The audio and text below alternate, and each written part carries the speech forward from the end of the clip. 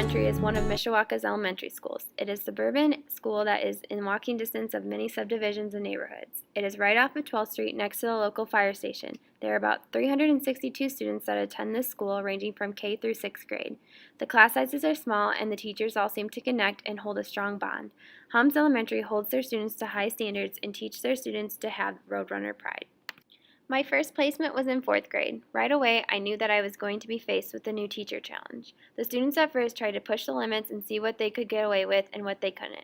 However, after I learned the rules, I started to use the negative and positive reinforcements the teacher had in place, which helped the classroom run a lot smoother. There were 39 students because the classroom I was in, the teacher only taught language arts. We had half day with her homeroom, and then in the later afternoon, we would switch with the other 4th grade teacher. In my host teacher's classroom, she had a lot of great reinforcements in place. These are what I tended to follow as I was teaching in there as well. There were reinforcements for the class as a whole, and then also reinforcements for each student individually. As a class, students could earn cash, and at the end of each 9 weeks, they were able to have a market day and spend the money they earned. Not only could they earn cash as a whole, they could lose cash as a whole as well. That went for individually as well. When students did positive things, they were able to earn cash, and when negative things happened, cash was taken away. On top of that, there was a behavioral chart. Both 4th grade classes responded very well to the clip chart. Not only did it allow a child to get disciplined for misbehaving, it also rewarded children for turning their day around or doing the right thing. In this particular 4th grade group, I found they struggled emotionally. With this being said, not only did I have to teach material, but I also had to teach a lot of life skills and make sure emotional needs were met and guided.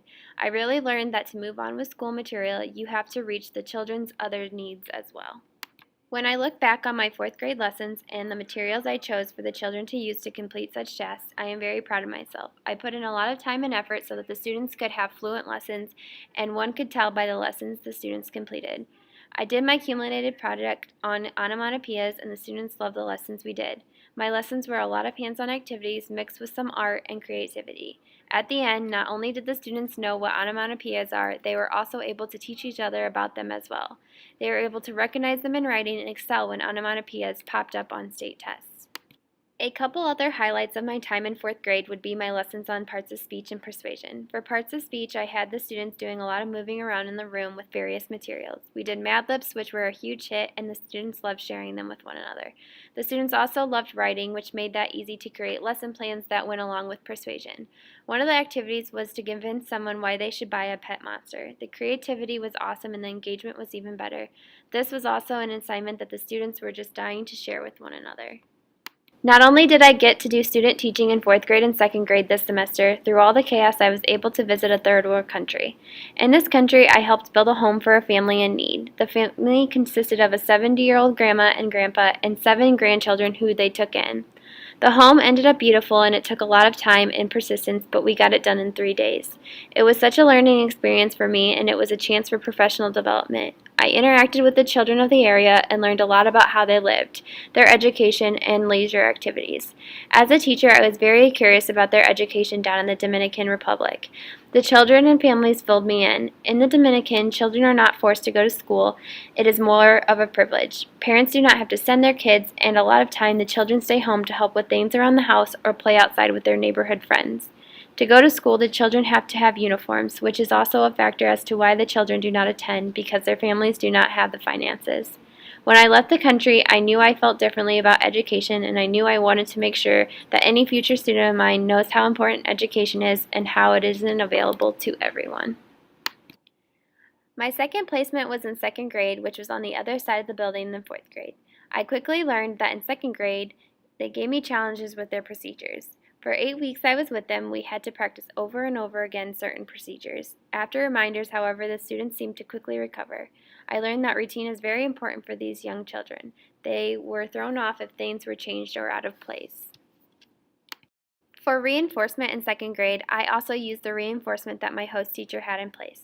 This group of students seemed to respond to a system where they start on green, go up to purple for positive reinforcement, and go down to yellow or red for negative reinforcement. The students also had a system called slam dunk answers. This was a way for the students as a whole to gain points. After the students got 10 points, they were able to, as a group, choose a reward. My students also have special cues to follow in the classroom. If a teacher says, "If you hear my voice, touch your nose," they touch their nose, and do this with different body parts until they are quiet.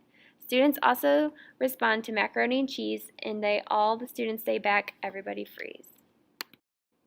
I found that second graders are always on the go, and they love to do work that gets them up and out of their seat. I found at first I had trouble finding the perfect lessons for them, but the longer I was in the classroom, the more I was able to plan some fun activities for them.